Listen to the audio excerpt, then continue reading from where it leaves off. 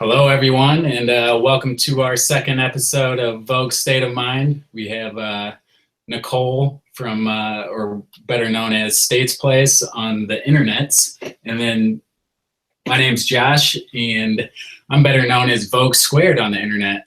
So, so this is our second episode, and today what we're going to, or let me introduce myself for any possible new users or new viewers that will either be that joined us live today or is going to watch us later on. My name's Josh. I went full-time reselling last January of 2016, and I did $299,000 in sales. That's gross sales, that's not profit, between eBay and about 6 or 7 other e-commerce platforms. And then Nicole, introduce yourself. Yeah, so hey, I'm Nicole State. My channel is States Place, and I've been reselling full-time for about 1.5 years. I think my yearly sales right now is about 150,000. So it's pretty good. I keep my overhead really low though, so that really helps. And yeah, I sell on eBay. Perfect. All right. Well, again, thanks for spending your guys' time with us. I know you're very busy as either full-time resellers or you may be at your normal daytime job, 9 to 5.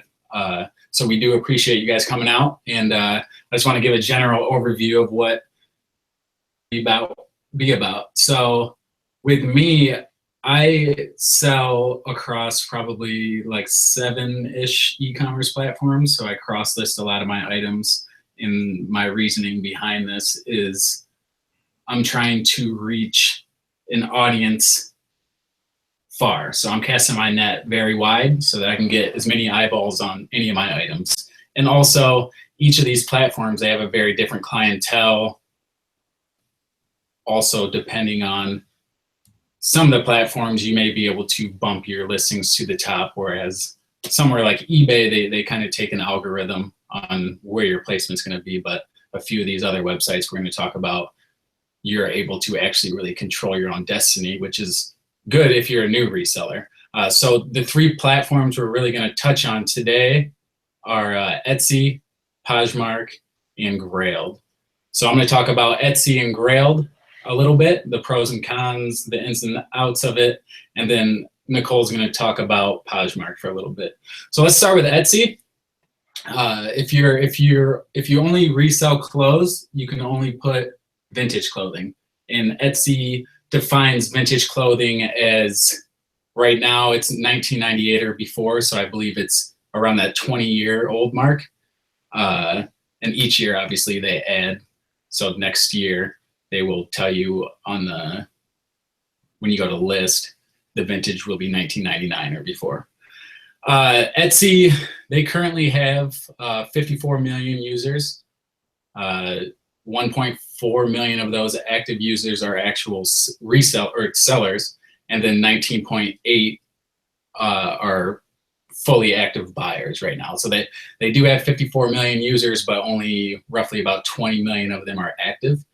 So if you take like eBay numbers, eBay has, this past quarter, 2017 quarter, they had 169 million active users, and roughly 40 to 50. That was an exact number. They don't have an exact number that I could find. About 40 to 50 million of those are current sellers also. I mean, that could be resellers or people who are just getting rid of their stuff out of their closet or their garage or whatever. Etsy numbers are really crazy. I mean, only at 1.4 active sellers compared to, 19 active buyers. Like, that is a really weird balance. Where eBay, I feel like everyone is just buying and selling and buying and selling. Yeah, there is a huge discrepancy, it seems like. So, and that, I mean, that's more of, the Etsy's more of your niche market. Obviously, there's the vintage clothing side, but then they do the whole crafts and homemade products.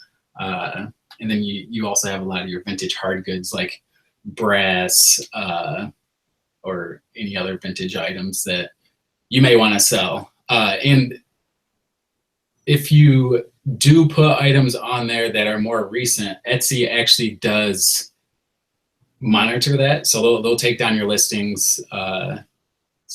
And I think after, if you get a few taken down, they'll warn you and tell you that your account can be suspended if you continue doing it. So if you don't know the year of your item, obviously use your own discretion, but it's better to know it if you're going to put it on Etsy. So let's do a general overview of like what Etsy charges compared to eBay. So a lot of these pros and cons are going to be eBay to the other platforms. So eBay, I think if you have an eBay store and you sell used clothing, they charge you roughly what, like 9%, I believe, on their final value fees. Yeah, it varies depending on like if you have top rated seller and you get a discount, and but it's between like 8 to 10%. Yep. And then PayPal is roughly, I think it's like 4.2, 4.3 possibly, for domestic payments. If you're processing an international payment, it's going to be a little higher. I think maybe about another percentage point higher. But selling on eBay, you're looking at roughly low 14% to possibly up to 15 to 15.5% in final value fees. Whereas Etsy, so Etsy charges you an insertion fee, 20-cent flat rate for any item you ever post, and that 20 cents covers 3 months of it being live on their website. So you have the option when you go to list to have them continue to auto renew that, or every 3 months, if it hasn't sold in 3 months, then it will go into your inactive listings, and then you have to pay another 20 cents to relist it. And then their final value fees, they're very low, 3.5%. So you're looking at the 3.5% fee and then the 20 cents. It's almost 12% lower than eBay, but they also have 3 times as less users. So there's not as many eyeballs on your items. And also, again, you're really selling a very niche market of only vintage clothing. And a lot of this stuff that we're going to talk about, we're going to talk about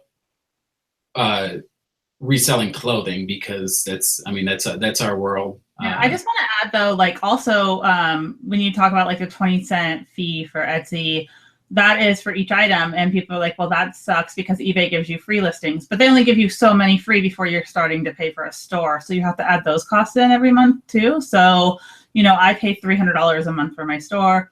Some people pay $20 a month for their store, but even though eBay isn't charging per listing, if you're going over 50 listings a month, you're still paying basically. Yeah, exactly. So yeah, the 20 cents may seem high, but then you also have to think about you're only paying 3.5% when it does sell. So if you have some very large or higher end items, and a lot of vintage items, depending on what it is, you can get a lot more money for them. So I would say that's a pro, even though you still are paying that 20-cent fee. But again, I cross list all my items. So any vintage item I have, I'll list it on eBay. Everything goes on eBay for me first, and then I start branching out from there depending on what website I'm going to put it on. But all my vintage items also go on Etsy. I don't know. Do you think I should run through like how to list on Etsy, or do you think it's pretty self-explanatory? Because I can go over it real quick. Just screen share. I think that the people watching this show probably know how to. I mean, it's not that much different than listing on eBay or another platform. So if you're watching this, we're kind of trying to be more of like an advanced seller show. So I think that they can figure out how to list on Etsy. Of course, if you have questions, always leave them in the comments below, and we're happy to get to them and answer them. Definitely. So the only thing I would say, the biggest difference between listing on Etsy and eBay, so Etsy at the very bottom, they allow you to use 13 tags, they're called. And these are your essentially keyword or optimization in their search engine. So you want to use all 13, and you want to describe the product correctly. You have 20 characters per phrase. So it could be like vintage Tommy Hilfiger, and then Tommy Hilfiger jacket, Tommy Hilfiger, like Hilfiger jacket. Like there's a ton of different keywords that you can use so that you do come up. Anything to find your keywords? Do I what? Do you use any programs to find your keywords? I'm echoing. Oh, I don't actually. I mean, I've been doing it long enough where I kind of know, but I do see the value in those keyword finders, especially if you have a tough time coming up with ideas on. Yeah, Slime Wrap Vintage is saying marmalade for Etsy SEO is amazingly helpful. It matches the keyword phrases exactly to the title in short 2 to 3 word phrases. Excellent. All right. I didn't know that. I'll check it out actually after this because I have a few vintage items that I need to throw up. So really, I would say the pros of using Etsy rather than eBay or using them together is the biggest one would be the low final value fees. And I feel like the clientele of Etsy, so there's no buy it or there's no best offer. Everything's buy it now. Sometimes you get messages of people offering, but for the most part, everything that I sell, I get top dollar for. And I feel like there's a huge international scene on Etsy too. A lot of my orders, I would say 30% are going internationally. So if you're a little nervous about shipping internationally, you do have to do it yourself. I've never had really any problems. I don't believe that, but I've never shipped anything to like the hot spots that I don't like shipping to, like Brazil or Russia. Those two post office systems I've never had good experience with, but I've never sold any items to Russia or Brazil on there. So I can't really speak that there's no users on there from those countries, but I've never had a problem. Most of my items internationally go to Australia, New Zealand, or the UK. And what about do they charge shipping on Etsy? Is it a flat fee? You choose. You get to choose exactly how your stores run. So that's another pro. Etsy really is hands off on how you run your store. They're very. I would say it's a little more progressive than eBay. They're more hands off. They allow you to like have no returns no matter what. Essentially, the only time someone could open up a case if it's just grossly not as described, but they know like if you're selling your own crafts or you're selling vintage, there's got to be a little bit of leeway because old clothes or your own handmade items, it's what about like payouts? How do you receive your money from Etsy? So they handle all the processing fees. So they have an in-house credit card processing, which is crazy that they still only charge 3.5% because I'm assuming they're probably paying 1%, maybe a little higher on those credit card transaction fees. And everything's done through credit card, I believe. I've never used PayPal on there, but what they do, I think you have to hit like a threshold. So there's a couple thresholds. When you first start out, I think it's pretty low where any seller fees that you have, those are automatically taken out once you hit that threshold. And then your payout is every 2 weeks. So it accumulates, or every week, I believe. I believe you can set it up however whatever time frame you want on your payout, but I think I have mine set out to once a week or once every 2 weeks, and it just automatically directly deposits into your bank account that you connected on it. Yeah, Slime Wrap has all the info in the chat right now about Etsy. He's saying, sorry, that there's a new Etsy payment system. They do not process in-house. They use a third-party client. Oh, interesting. Okay, yeah, that must be new. So I looked into that new Etsy payment system, and I must have been. They're suspending all shops that do not use the new Etsy payment system, as in the last few days. Oh, okay, yeah. So I must have been automatically transferred over to that new payment system because I haven't received anything about it. That's the only reason I didn't talk about it. But that's very good to know.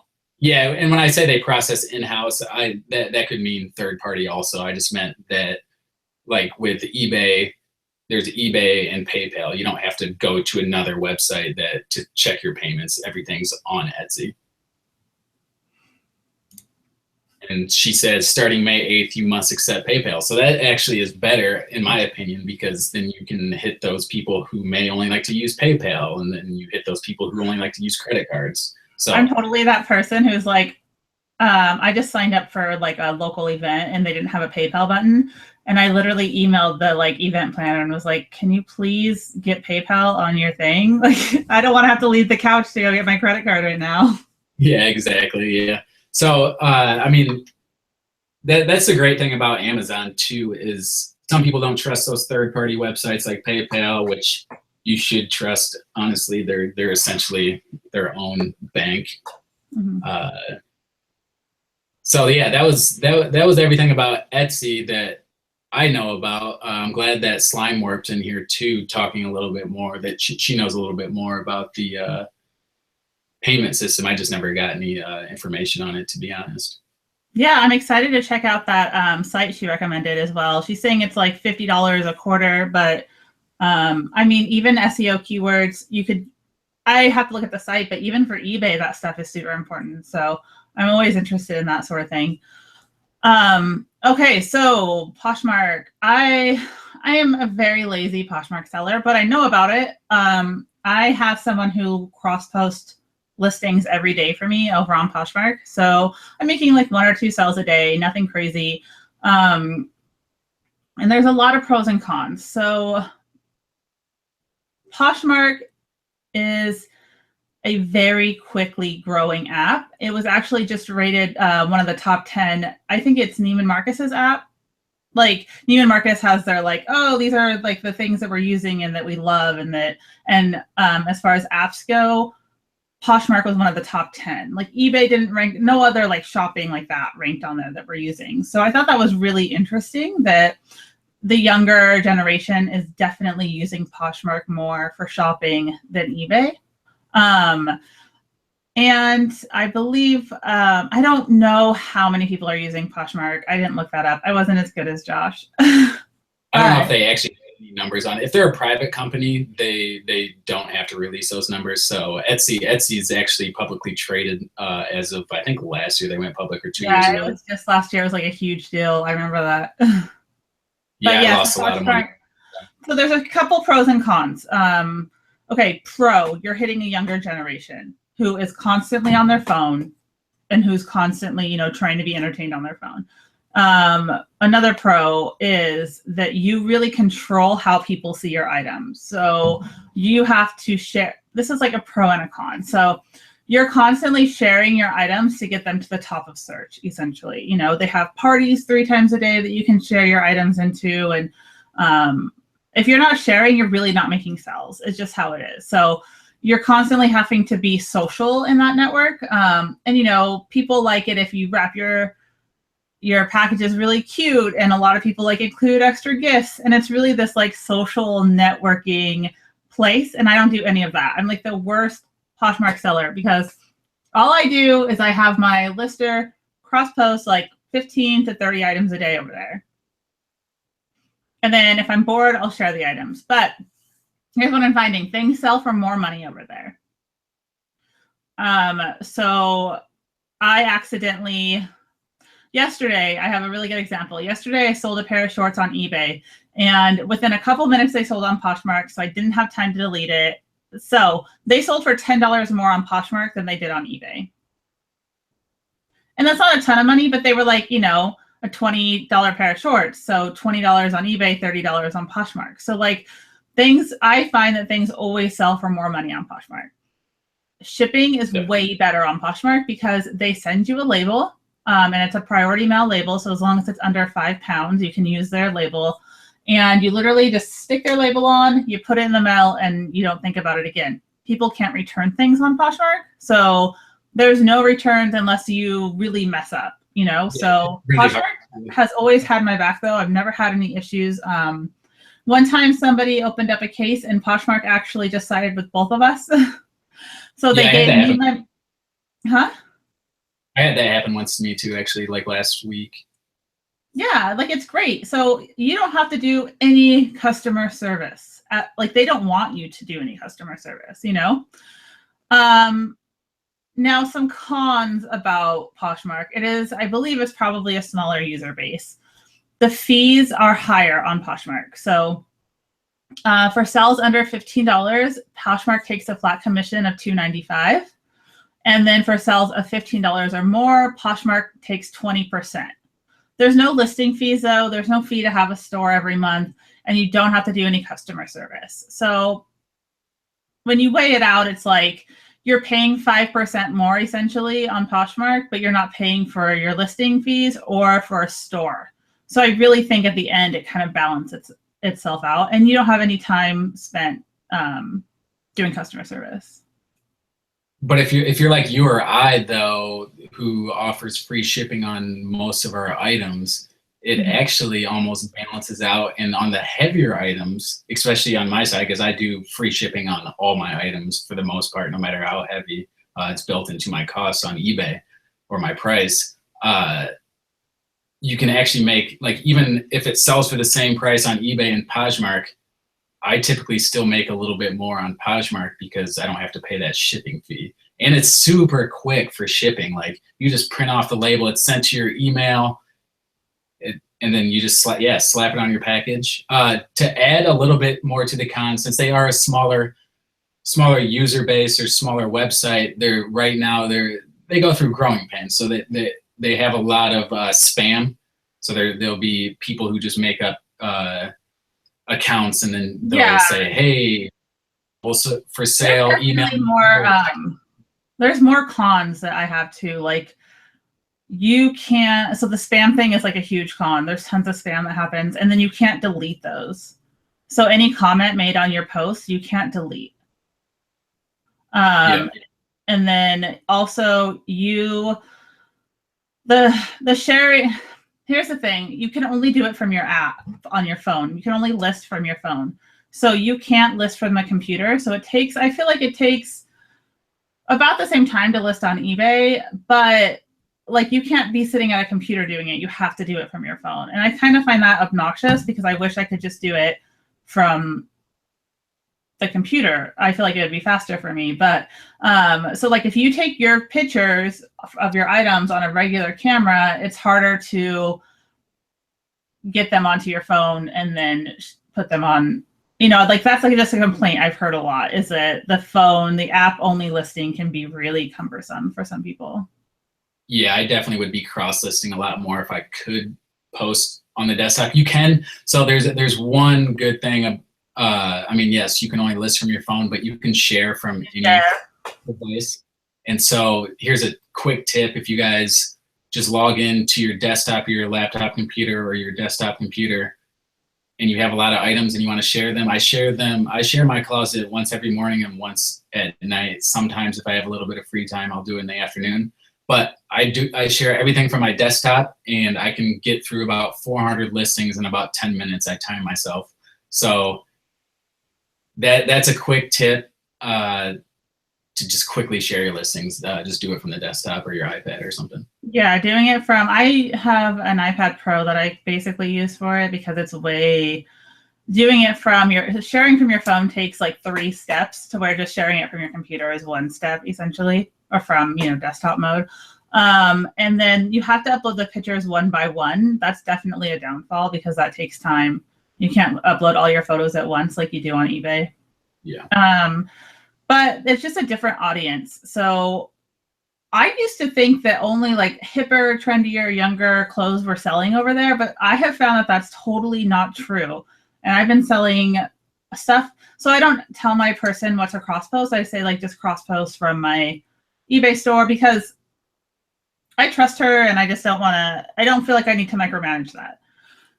And she'll post some things and I'll be like, why would she post that? That doesn't make any sense for Poshmark. But then that stuff started selling.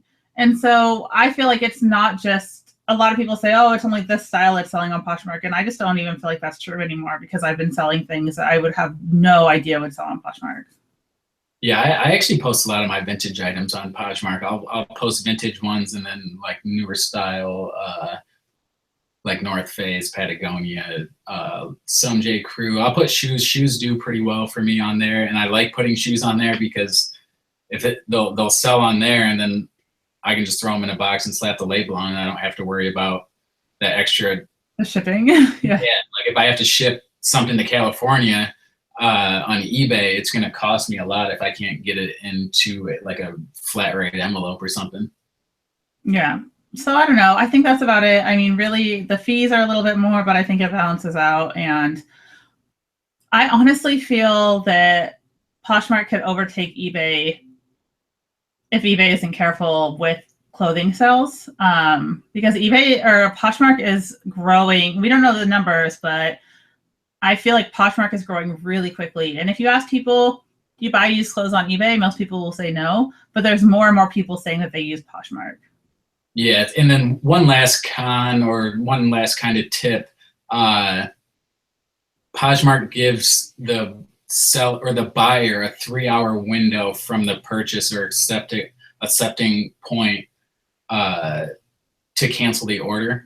And I've been burned a couple times. I ended up having to email Poshmark because like I got the sale in the morning right before I was gonna go to the post office, printed out the label, shipped it all out, dropped it off at the post office, and then like an hour later got a notification that the order was canceled. What I had to do was email them and be like, hey, I already dropped it off at the post office. Like it's out of my hands now, and I'm not going to waste more time to go to the post office and try to stop it. And usually what they'll do, they'll just credit your account. They'll see that it actually did ship, and then credit your account. Their Poshmark, their support's really bad. They don't have a phone call that, or they don't have a phone number to call. Everything's done through email, and it can be anywhere from 1 to 5 to a week on how quickly they get back to you. So for the most part, I have no complaints. It's a good supplement to eBay, my eBay income. And again, like all of these, eBay is my top website that I make most of my sales on. I would say over 50, I would say it's closer to like 70% of my sales come from eBay. But the rest of these they're just good avenues to look into and possibly use to bring up that income that may not be coming from eBay, because I've sold things super quickly on Etsy or Poshmark that had been sitting on eBay for like a month with zero watching. Really, the only reason that I'm doing Poshmark right now is because, like, if I ever get suspended, like, fingers crossed that never happens, or something ever happens to my eBay store, I will have a Poshmark store ready to go that I can just really, dive into. So it's just really like a backup for me. As long as I'm making enough on Poshmark to pay the person who's cross-posting for me, like, I'm happy with that. I put in very minimal effort, and I'm still able to pull in a couple $100 a week, Yeah, definitely agree with that. So that's the pros and cons of Poshmark, and let's get started on Grailed. So Grailed is a men's only website. I actually came across it by following this guy on Instagram. I don't know if he's actually active anymore. I know he went dormant for a while and came back, and then I haven't seen him around on Instagram lately. But he's the one that told me about it, and so I checked it out. And so Grailed it's a very interesting clientele. I think it's the younger vintage or the younger like streetwear scene / also very high-end men's fashion. So you're talking about like the Yeezy Boost shoes, Vlone. There's so much higher end fashion, the Supreme stuff, all the rare drops. They have different categories for that. Let me see what they name them. They call them Grails, which are the highest. They would be high-end designers like Rick Owens, Saint Laurent, Rafe Simmons, Balmain, Gucci, stuff like that. And they have the Hype, which is the middle tier, would be Jordan, Yeezy, Palace, Babe, BBC. And then they have their core, which would be like Ralph Lauren, Tommy Hilfiger, J. Crew, H&M, vintage, or possibly custom pieces that people do. And you don't really, when you do go to list, you don't have to choose. They you have the option to choose what category it goes in. I just put everything in Grailed, and then they automatically process it based off the keywords in your title, and then they put it into one of those 3 categories. But how it works is you post an item, and every 8 days you jump back on and you bump your item to the top of their feed. And so every 8 days you can do that, and then after 1 month, if it hasn't sold yet, to bump it to the top of the feed again, you have to take 10% off the price. And so for that exact reason, I post my items that I cross post from eBay and Etsy. I post them for higher amounts because I know, like, if it doesn't sell in a month, I'm gonna have to take 10% off the price. And so I typically get more money on Grailed for the same exact items. And when I'm cross posting, I have 3 or 4 different price points based off the clientele of each website I'm posting on. So eBay is typically my lowest price point. Etsy is typically about the same, just because based off the fees. Grailed is my highest price point, and then Poshmark somewhere in between.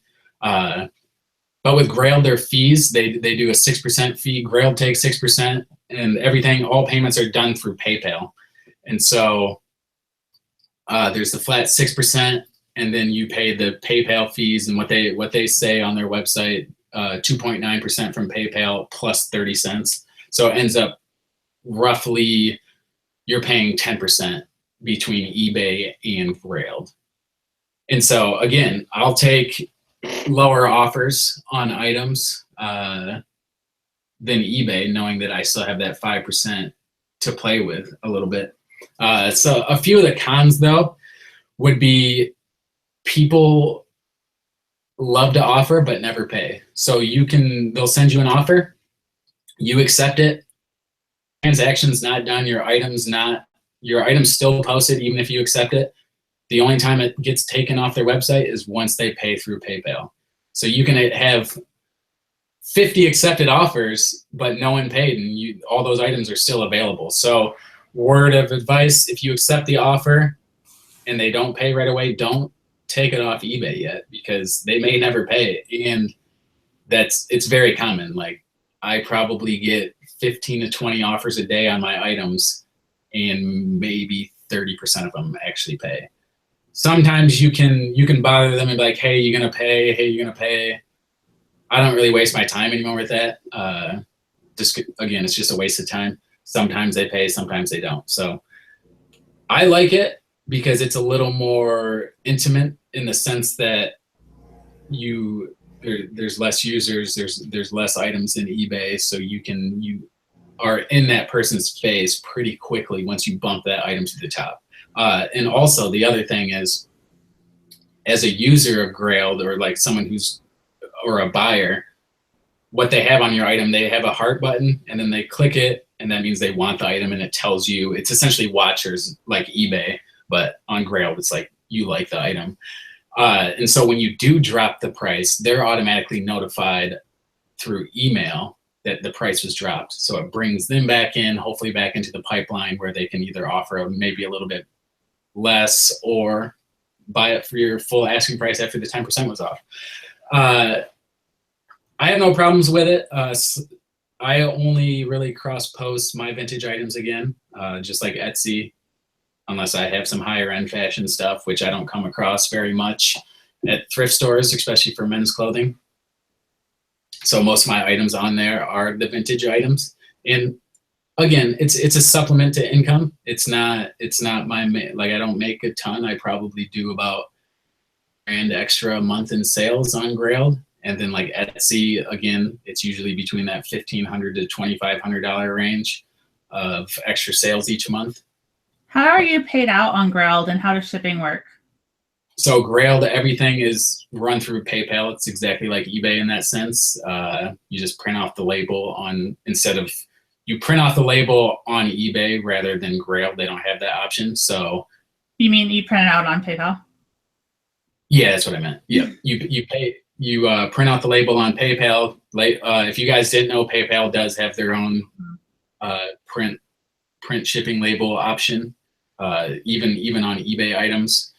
I recommend actually just printing from the eBay website though, because not too long ago, PayPal and eBay didn't really interact that well with each other, especially with the print shipping label option. And so it would show that it's shipped on PayPal, but then the tracking wouldn't be uploaded on eBay, and so it could affect your eBay metrics. But with Grailed, you don't have any metrics. People there, I've never had a return on Grailed. I don't even know if they have really a return option. And then they have a feedback system.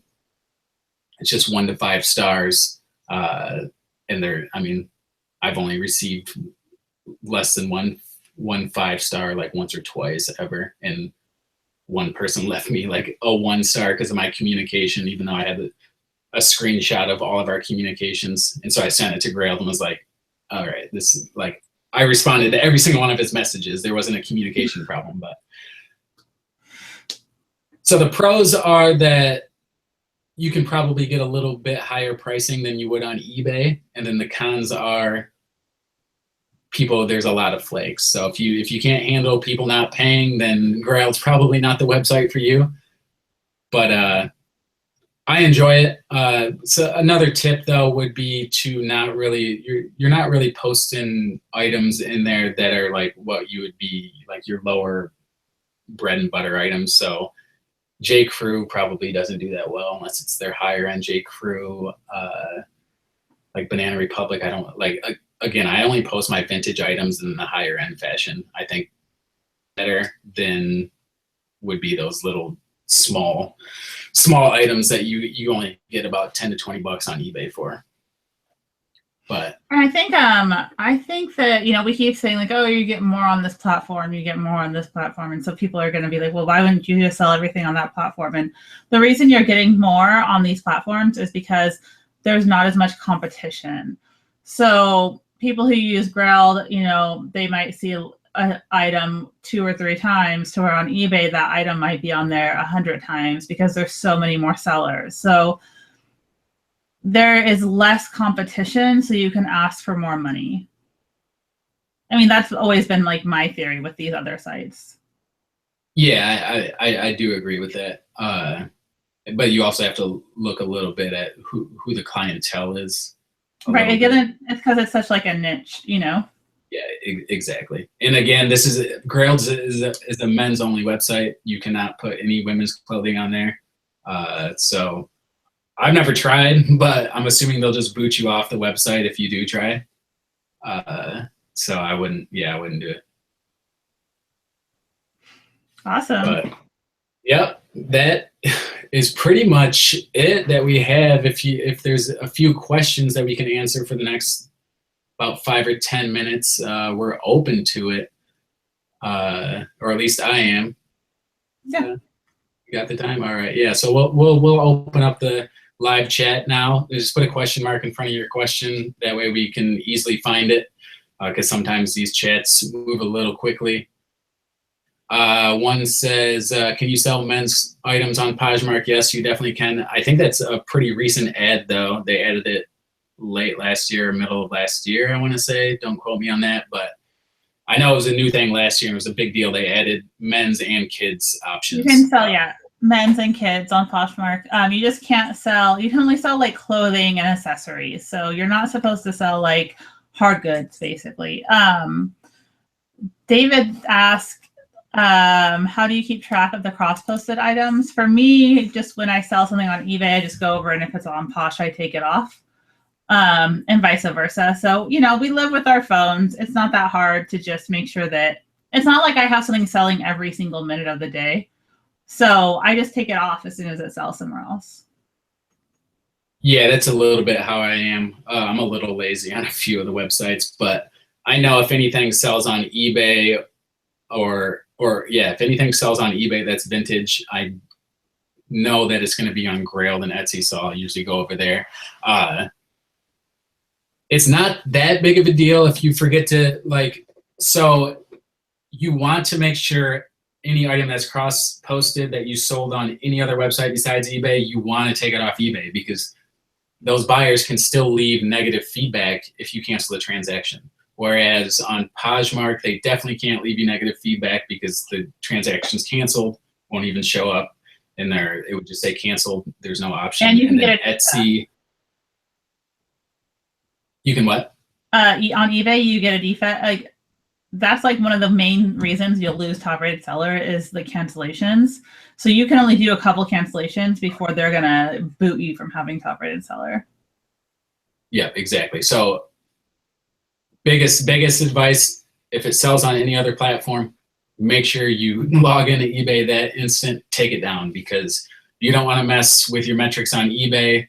But if it sells on eBay and you accidentally sell it on Etsy or Poshmark or Grailed, it's pretty easy to just cancel the transaction with no actual repercussions.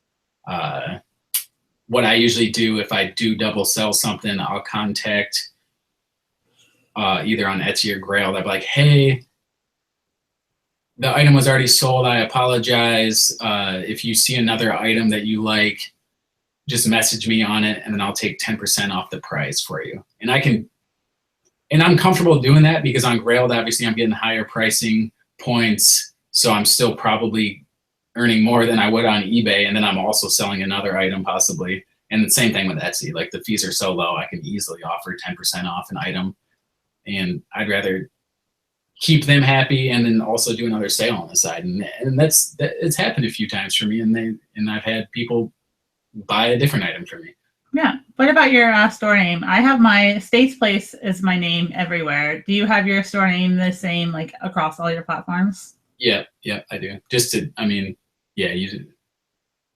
I'm branded as Vogue Squared, and that's what I want to be known as across everywhere. If you're not into really building a brand, put your name however you want. But if you're trying to build a brand, then I would recommend, having your store name as who you are, what your brand is, what you're selling. Yeah, for sure. I think that's going to probably wrap it up for questions. I don't really see. I think we did a really good job covering it. There's lots of chat about just different things. People want to know if you're going to have a meetup ever where you live. Yeah, hit me up. Just shoot me an email. We can. I'll give out my personal phone number from there, and just shoot me a text or a phone call. I'm fine with meeting up. If you guys want to buy me lunch, I'm cool with that too. You want to buy me lunch? No. I'm fine. Everyone wants to meet up. I'm in Ann Arbor. I had a Portland meetup like a year ago. We actually hosted it at the big downtown post office. It was pretty fun. Yeah, it seems that there's a lot of people. So I'm meeting up with a guy that I bought a few items off of before in the past on Instagram. He actually hit me up, was like, hey, I'm living in Ann Arbor now, so I'm probably going to hit him up next week, get some lunch. And he talked about possibly working for me. So maybe I'll have an assistant. We'll see. Can you just cover the Grailed fees? Well, I know you covered it a second ago. Do you remember what are the fees for Grailed? So roughly, after it's all said and done across the board, it comes out to around 10%. So how Grailed breaks it down is Grailed takes 6%, then they add in they say 2.9% from PayPal plus 30 cents is added to that 2.9%. The easiest way for me is it's literally roughly around 10%. It can be a little bit higher and sometimes a little bit lower, but it's 10% on average. What about, is it SEO driven or social media driven? I would say it's almost like it's definitely not SEO driven. It's almost like Poshmark, where you have to, but you can only share every 8 days instead of every single day. So a little less intensive, but you may not be at the top of the feed as often. Obviously, you would be at the top of the feed every 8 days. So I would say it's by yourself. Would that be a good? Yeah, that works. Yeah. Okay, well let's. I don't know if there's an actual word for that, but yeah, you manually drive it your item to the top, just like on Poshmark. Let's wrap it up. So you can find us on social media. I'm States Place everywhere. And I'm mostly active on Instagram and YouTube. I don't really use any other platform, but I have a Facebook if you want to follow it. Yep, and then I'm just Vogue_squared on Instagram, and then I just have my YouTube channel. So I'm most active only on Instagram and YouTube. I think that's the only places I'm active.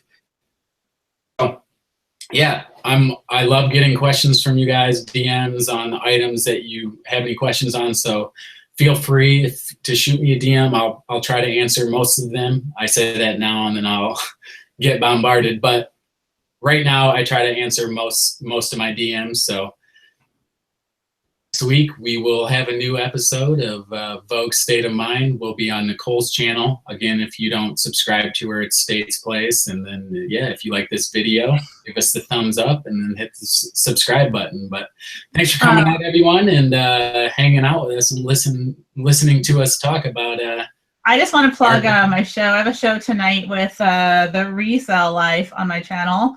So hopefully you guys can all come check that out. And are you doing anything coming up? I will probably do a live haul tomorrow. I haven't done one of those in a minute, and I found a few good things. I wasn't even gonna thrift today, and then one of the guys sent me a picture of a brand new Burberry polo sitting at the thrift store right by me. So, and he didn't get it. He said it was too expensive, and I was like, all right, I'll head over there. And then I ended up obviously spending $300 because that's what I do. You can't just buy one thing. It never works that way. But I got some good stuff, but yeah, tomorrow I'm gonna hit another thrift store in the morning, so I'll do a live haul tomorrow. Yeah. So go check out that interview tonight. What time is it, Nicole? 6:30 Pacific Standard.